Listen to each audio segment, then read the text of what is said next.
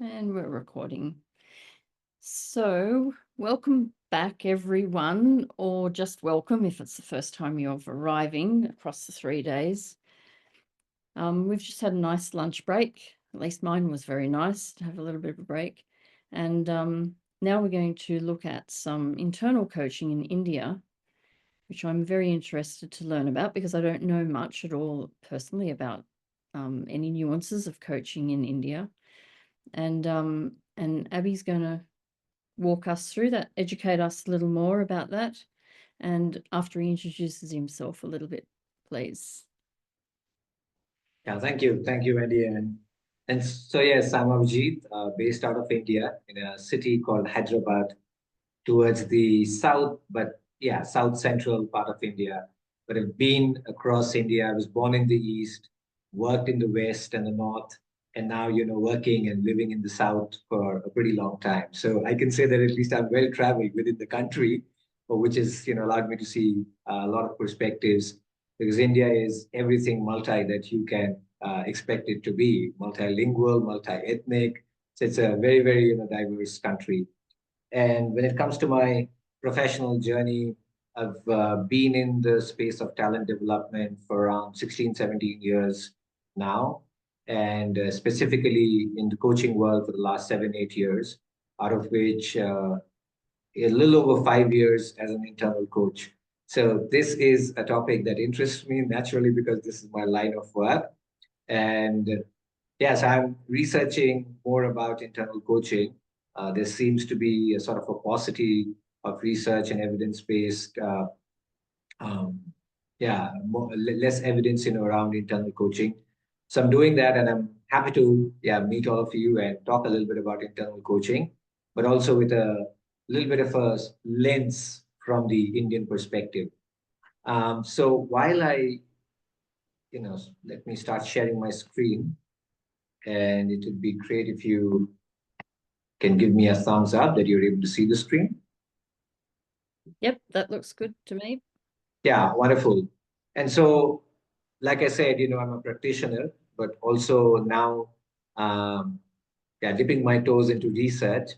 So I'll talk from my own lived experience of internal coaching in the country, but also, bring in a little bit of research, that's there.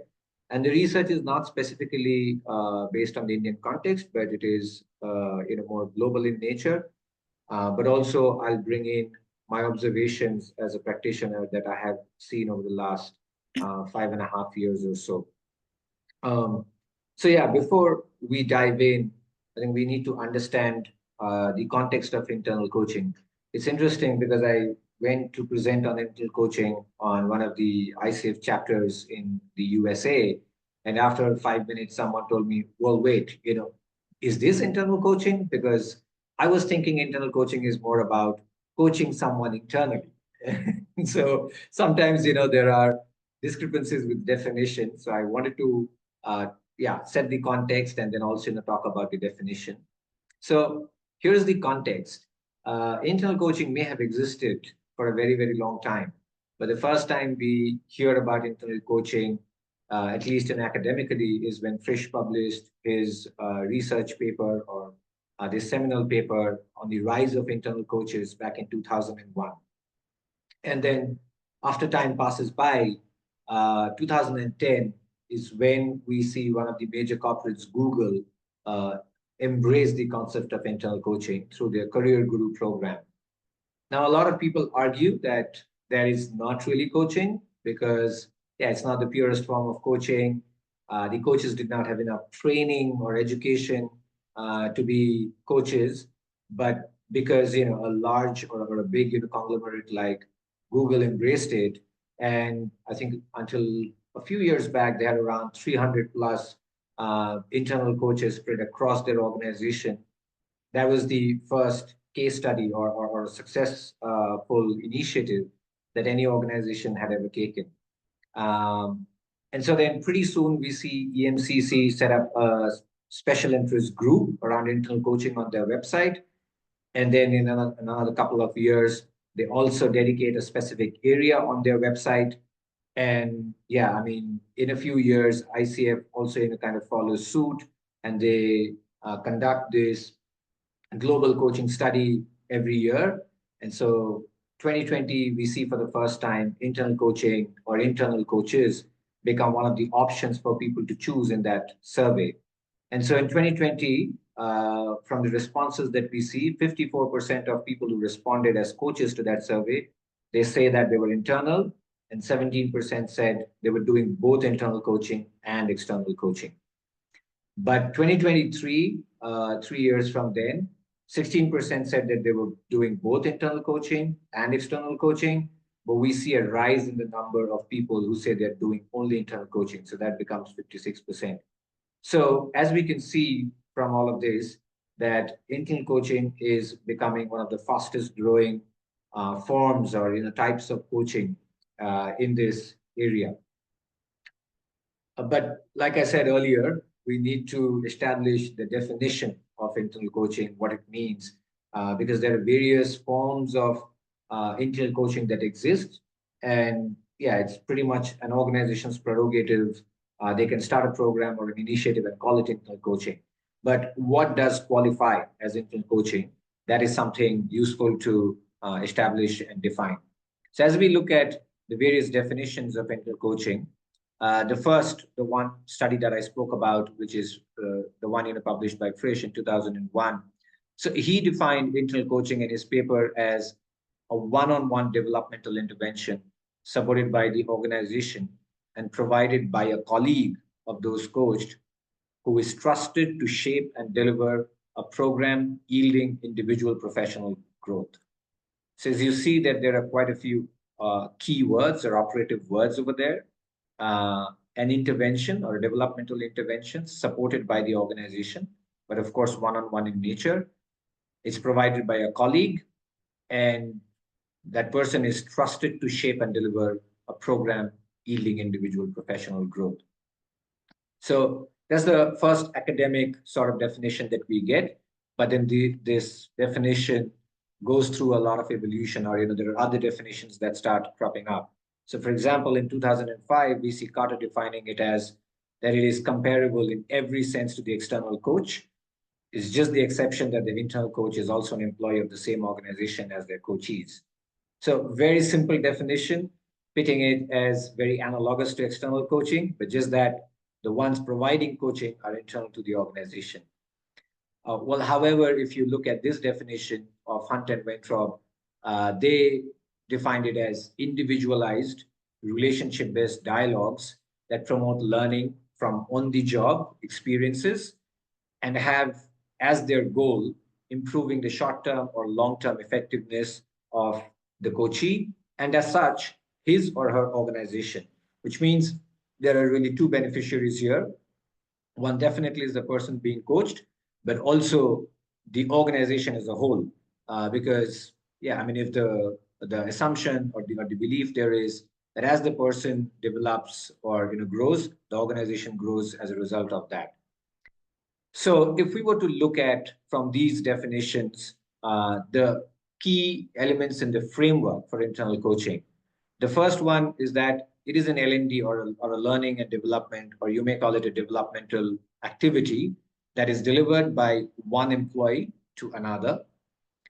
Also, it is very analogous to external coaching, just that it is delivered by people from within the organization, but also this idea that there are two clients in an internal coaching relationship, the coachee themselves and also the organization, of which both the coachee and the coach are a part. And the last thing, which is very important, is that it is outside the chain of command, which means if a manager is coaching their direct reports, that may not be considered as internal coaching.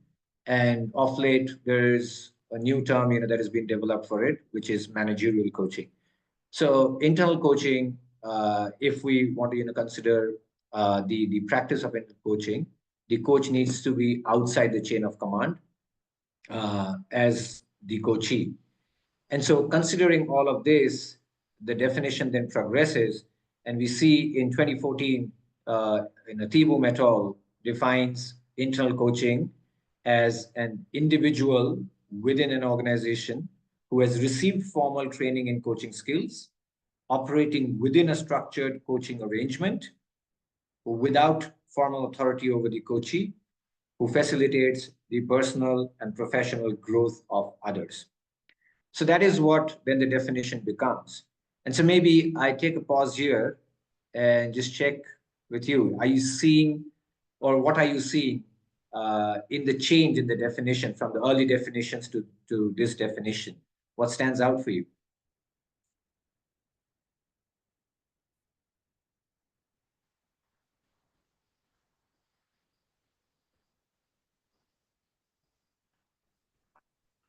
Mm. Hello, B. If I can, this is Ron from Brazil. What stood out to me is the importance, in my perception, that the internal coach must be outside the chain of command to avoid, of course, conflicts of interest and independence in the process as well. Yeah, for sure. Thank you. Would love to hear your opinion about it. Thank you. Yes, absolutely. And you raise a great point. And that is, of course, leading to the topic of ethics, that the coach needs to be out of the chain of command. So we'll get into that in a moment. But yeah, if you had keenly noticed the previous definitions or the early definitions of internal coaching, that was primarily about the coaching process. But in 2014, as Thibault et al. Defines internal coaching, it is no more about the process. It is about who is an internal coach. So it shifts from the process to defining the person who can be a coach or who's qualified as a coach. So that's an important shift that happens because sometimes defining the process is a little bit more difficult than defining the persona. So that's the shift, that we notice there. So that is great. What. Thank you. Absolutely. And so that is what we will consider, and this definition as the basis for today's discussion. This is the established definition for internal coaching, at least for this session. Of course, there are many other definitions that exist. There is a saying that as many coaches, as many definition of coaching. But yeah, just for the next 40 minutes or so, we'll go with this definition. Okay, so if this is the framework and this is the definition, what would be interesting for us to see is the definition in India of not just internal coaching, but I'd like to talk a little bit more about coaching in general first, and then dive into internal coaching. So the oldest known coaching in India is rooted in the mythology of the subcontinent. And what we have, like what the Greeks had in the form of Iliad and Odyssey, the two epics, the Indian subcontinent has two epics. And those are the Ramayana, which is the older one, and then the Mahabharata. So Mahabharata is ideally, to cut the long story short, is a family feud between cousins, and how one group of cousins go on to win the war and establish their reign, which then lasts for quite a long time.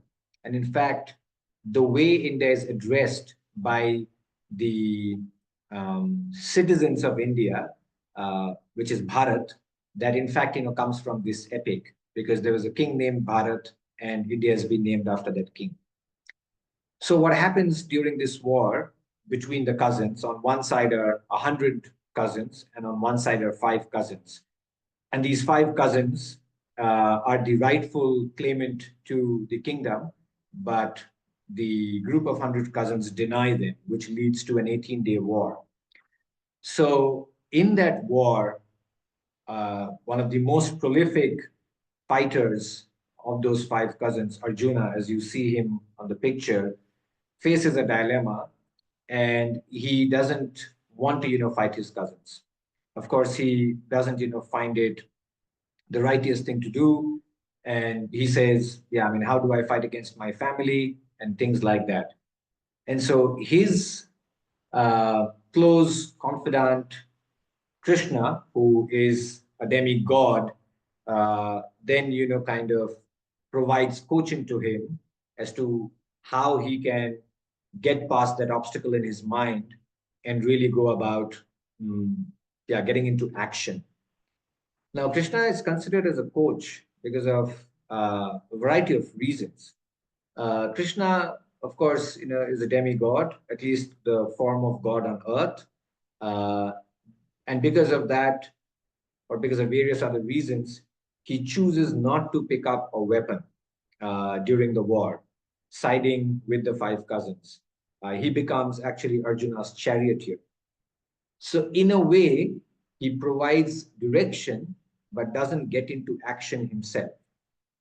And so, for that reason, he's considered to be a coach, but also he provides what is considered very important in the context of coaching in India is a lot of guidance to Arjuna, which of course, then goes on to uh, be, some pivotal moments in the war and leads these five cousins to win the war.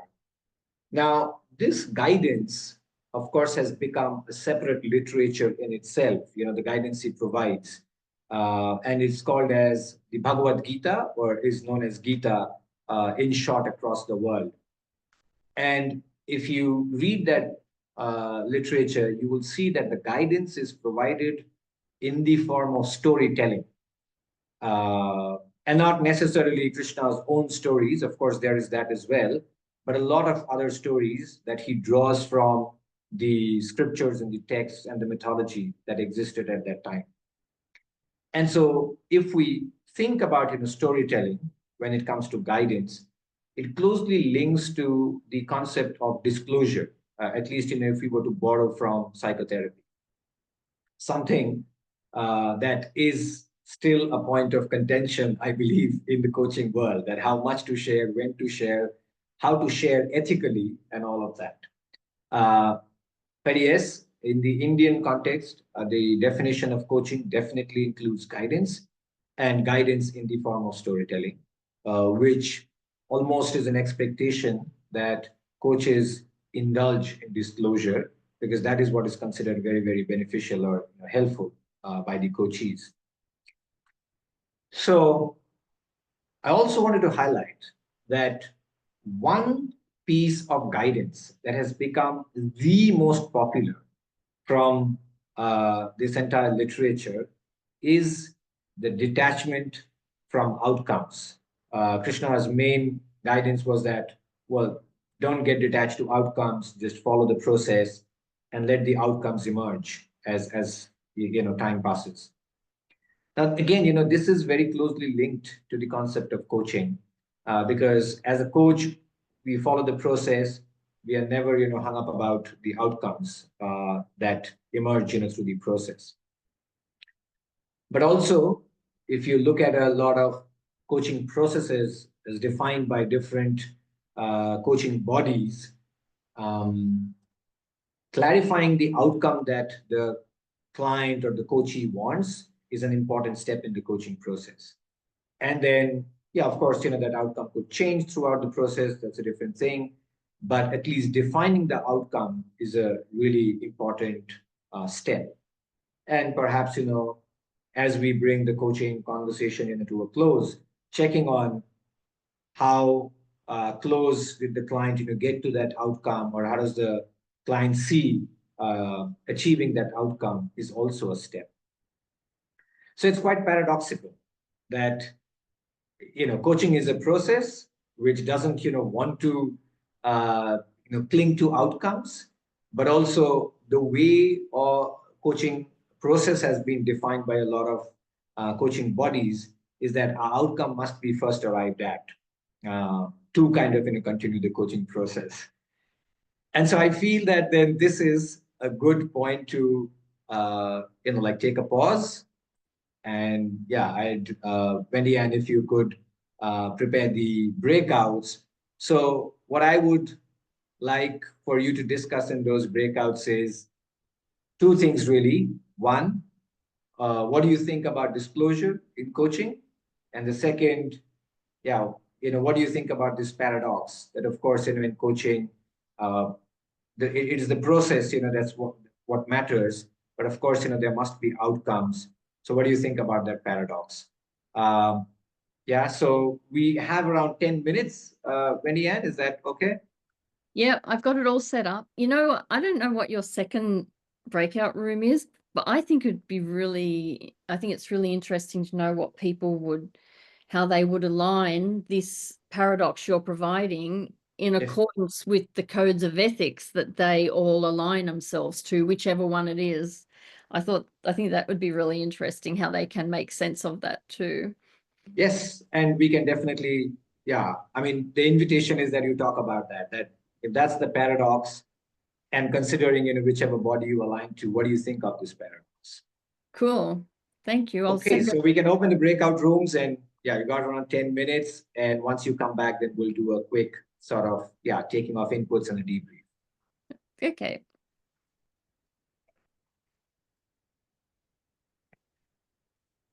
So they're all gone.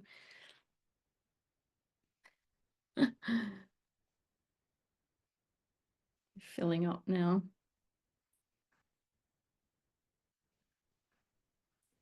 I had I'd set it up originally where I had all the tech people in as well, and so I just did an automatic create, and then I went, oh look, it's going to get rid of Abri as well. No, I want him to stay. So yeah. Now why has she not joined? Let me check. Where is everyone? Mm-hmm. Oh, sorry, I'm going to pause the recording.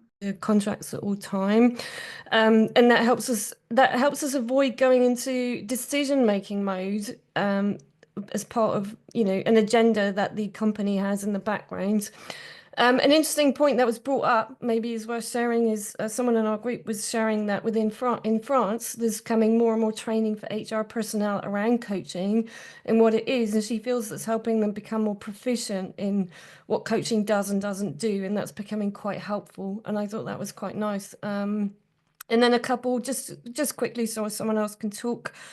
We talked about maybe it's very good to have a conversation when we start working with a candidate. What have they been told? Make sure we absolutely have that conversation, understand what the company's told them on expectations. And normally that might come into the three-way contracting, of course, but just a kind of reminder that it might be really important to get, make sure that what the coachee's been told is aligning with what we've been told, so we can do that. And then one final thing, when we make contracts with the company, it might be sometimes good to do that, have a verbal walkthrough of it and make sure that they've actually understood some of the important parts rather than they just half read it through or something, but to have that kind of actual chat. I'll stop there. Well, thank you. Thank you for sharing. Yeah, perhaps one more person. Yeah, just in headlines, if you would like to share what the discussion was about. And yeah, I mean, Apollo, siding with the Trojans, Athena, siding with the Greeks. So it is not very different from that. But yeah, I mean, we'll talk more about the balance, as it comes to this piece. But thank you for sharing. And so if I can go back and share my screen, because I wanted to kind of look at all of you, while I was talking. So yeah, hopefully you can see my screen now. Can you? Yes. Oh, I think you're seeing the slideshow mode, right? Okay. Yeah. So I also wanted to talk a little bit about the industries where we are seeing the growth of internal coaching. There are not, a lot of industries where we are seeing it. It's majorly focused on a few of them. And so the first one is manufacturing. We're seeing some internal coaching happening there, but the form of internal coaching over there is less of one-on-one, and it's becoming more of team coaching, although it started off as one-on-one. And it's just some hypothesis. There is no research around it. but looks like, because their operating margins are lower, they're trying to do one-to-many sort of interventions when it comes to coaching. The one, that we see using internal coaching a little bit more, oops, sorry, is the pharmaceuticals and healthcare. And the one, that we see on top of that using more internal coaching is information technology. Now, information technology is a very large industry in India. It's one of a deep, primary industry. And the sort of internal coaching that we are seeing over here is not necessarily that they have full-time internal coaches, but they have internal coaches who have a day job, but on top of their day job, they offer some hours for internal coaching um, through some platforms that are, in the organizations. And that is becoming more and more popular. That model is becoming more and more popular. However, the industry, where we see the biggest hours of internal coaching being clocked is in the global capability centers. India is also home to a lot of global capability centers because of offshoring. And these companies are primarily headquartered either in the US or in the UK, and they have set up branches in India. And so the story over there is almost like a Big Mac. You get it in every Mac store, or Mac cafe. So if internal coaching is happening in, let's say, US or UK, they want to replicate that model in India. So we're seeing a lot of rise of internal coaching there. And when we are talking about the global capability centers, we are seeing they employing more and more full-time internal coaches, and their only job is to do internal coaching. And this internal coaching can have various, I would say, niche. So, for example, we see career coaching as the most popular form of internal coaching, which is to do with helping people, find a different role in the organization, or help people with career transitions and so on and so forth. But we are also seeing leadership coaching, where leaders in the organization are offered internal coaching to kind of manage their teams better, or perhaps draw out strategies and so on and so forth. So those are the industries. I also want to talk about the various elements that organizations are focusing on to make internal coaching a robust practice. Of course, there are multiple challenges with all these different elements as well. The first one is coach selection and training. It needs a very, very robust process to identify coaches. There is education that needs to happen. Specifically, if there are full-time internal coaches, we see it's a less of a challenge. But when someone doubles up as an internal coach, sometimes they're not able to continue through the entire coach education, or they don't find enough time for their CPD, supervision, and things like that. And so to maintain a solid coaching cadre or coaching pool is becoming a little difficult for organization. So that's one. The next, if we look at it, is the program expectations and design. Of course, I don't think many organizations will stop anyone from starting an internal coaching practice, but without what this initiative or program aims to achieve and what is the design of it, it could not be very, very successful if those are not well defined from the very beginning. Because there is always this conspiracy of convenience, right? Coaching, yes, go ahead, offer it, but what does it? What are the expectations around it? What does it aim to achieve? I think setting those is very, very important, and some organizations are struggling with it because they haven't defined what the metrics will be, what's going to be tracked, how is ROI, if not ROI, ROE is going to be measured, and things like that. So going through that coaching maturity model is becoming also really important.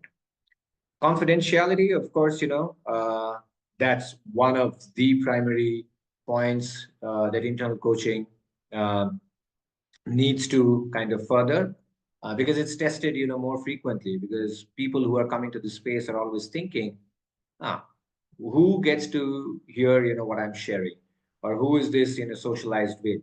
So to establish that, what we are seeing is that it takes years to establish that trust, that whatever you share in this space is going to remain absolutely confidential and nothing's going to be shared outside the space. And also for the coaching teams within organizations to find a way that if the organization is sponsoring this, they are going to ask for data, but how do we share the data and what do we share and what do we not share? So that is becoming a point of contention as well. Well, the next is contracting. I think that was spoken about just a few minutes back.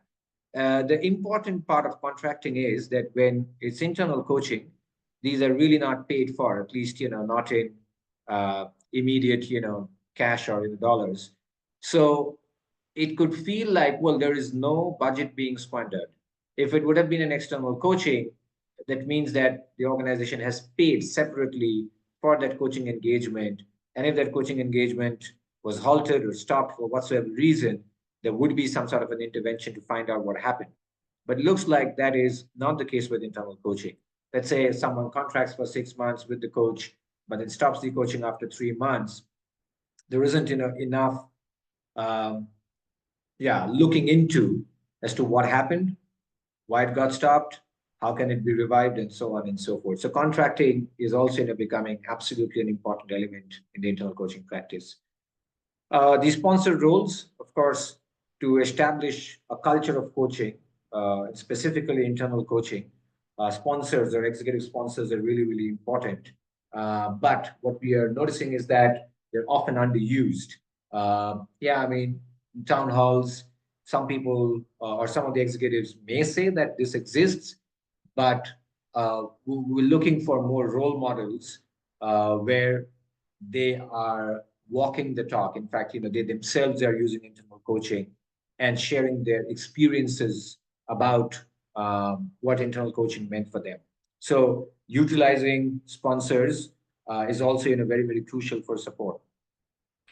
The next, of course, is assessments. One good thing about internal coaching that we are noticing is that because there is a lot of data available about the coachee, organizations are not requiring to use a wide range of psychometrics or whatever that is, because there are a lot of feedback channels that already exist in the organization, and there is data around the coachee.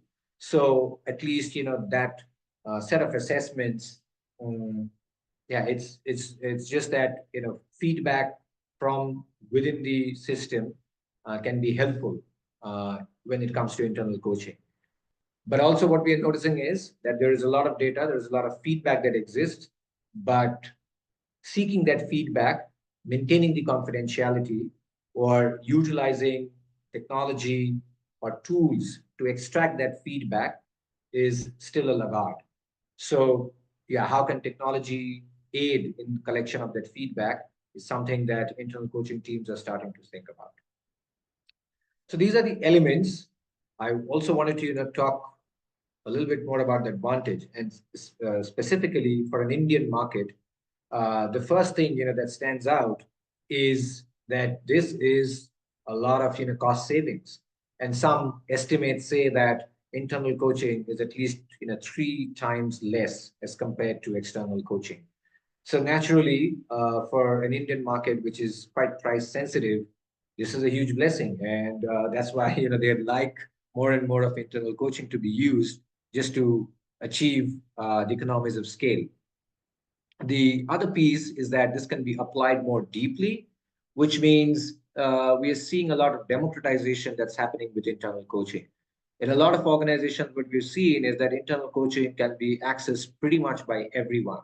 In fact, also in the organization that I work, internal coaching is not just restricted to the boardroom or the executives or senior leaders. And so this is being positioned as a benefit for employees that they can leverage free of cost. And so this deeper penetration into the employee base is something that is also an advantage that Indian organizations are trying to utilize. The next one that we see here is faster initial progress. And the assumption there is that internal coaches are pretty savvy with the context of the organization and the culture of the organization. So at least for the initial phase, they're able to make faster progress in their coaching engagements. And that is, again, standing out as an advantage for the organization, that it need not be a very, very long engagement, or at least, if it is, employees will see, or coaches will see quick progress, which will bring them back into the coaching sessions. So that's being considered as well.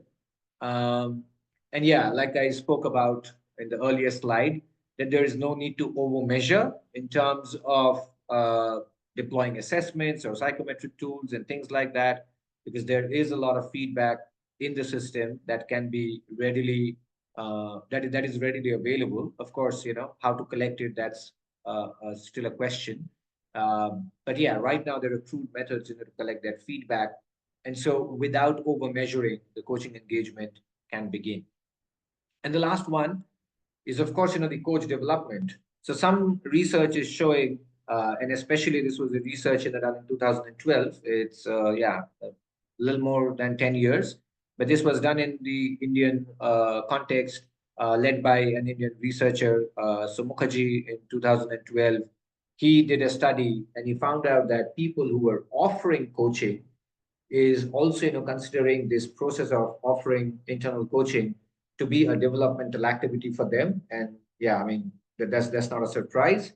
And that is what is also contributing to their engagement and their motivation levels to remain in the organization, and they're showing up with more enthusiasm and engagement. So that is yet another added benefit. But considering all of this, the establishing of the coaching culture is actually the embodiment of what Peter Senge called as a learning organization, because not only are the coachees learning and growing and developing, but it is also the coaches who are learning and developing and growing. And there is a sort of move from participative awareness to a culture of reflective awareness because of internal coaching practice. So the entire organization is transforming into a learning organization.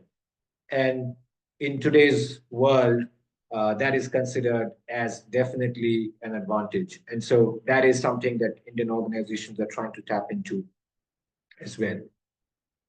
Well, however, there remains dilemmas when it comes to internal coaching practices.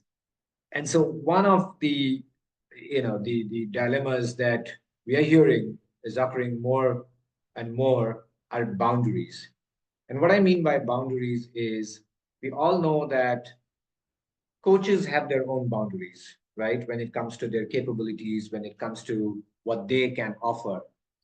However, being an internal coach, coaches are finding it difficult to explicitly mention that this is beyond their capability. And that's because of two reasons.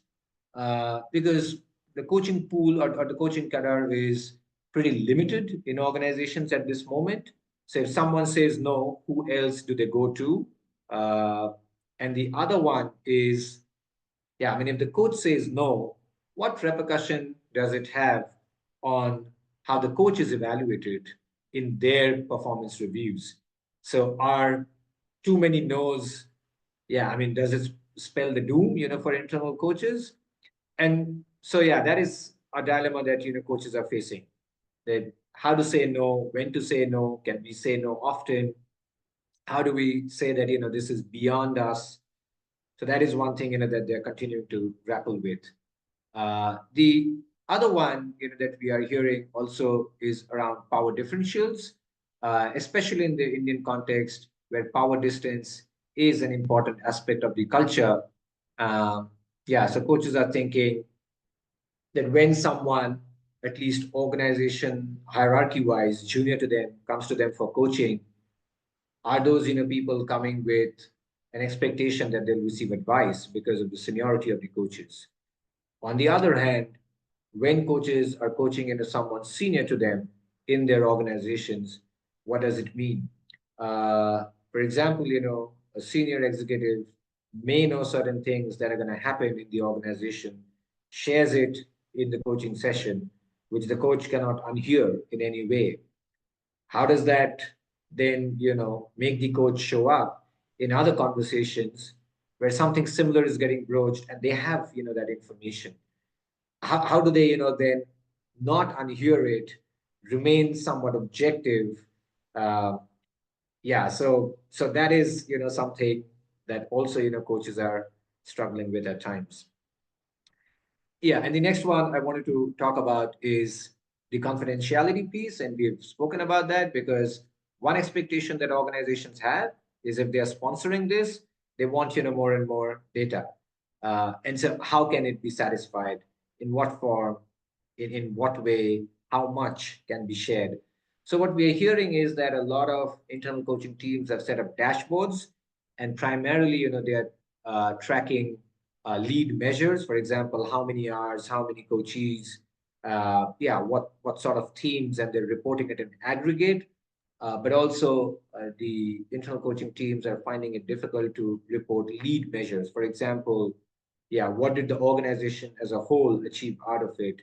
For example, was there increased engagement, or are employees staying longer? At least the ones who are receiving coaching. So they're struggling with it because, of course, the data exists, but like I said, it's a matter of technology at this point. That how do they fetch that data? How do they integrate that data, and how do they present that data in a meaningful way to secure more and more sponsorship? Thank you so much, Abri. Sorry. We need to kind of wind it up, and Yes. because people will start moving over to the discussion groups. Absolutely. Yeah. And the last one that I want to talk about is coaching the system, because, coaches are also employees in the organization. So sometimes they feel, yes, I mean, certain things the organization needs to improve. But how do they then coach the system? How do they bring that up and say that, well, organizations need to change their policies, protocols? What sort of repercussion does it have on them if they raise it? Who do they even raise it with? And how do they raise it in a way, still protecting the identity of their coachees? So maybe I'll stop there, Benny Ann, and I'll stop sharing as well and see if there are. Yeah, I think we are at time, so maybe we stop. But sorry, I don't think we have time for Q&A. Well, there was one question there that perhaps you could answer, but just if you could do it quickly, because people are kind of moving around now to discussion groups, and it was, next to power differentials, is the caste system also playing a role in India for internal coaches? Yeah, Laurette, thank you for that question. I would assume no, because caste as an information is not collected by organizations, so that is not visible to internal coaches. But also, the way our last names are, you can identify our caste through that. But at least in organizational setups, that seem to matter less, but it matters more outside organizational and societal setups. For example, whether you get married to that family and so on and so forth. But at least in organizational setups, we feel that it matters less. Okay. Good. Thank you so much. I hope you do lots of these talks, because there was a lot more than just the ethical dilemmas, but really showing us about internal coaching and then how it's translating over. So it was very, very interesting.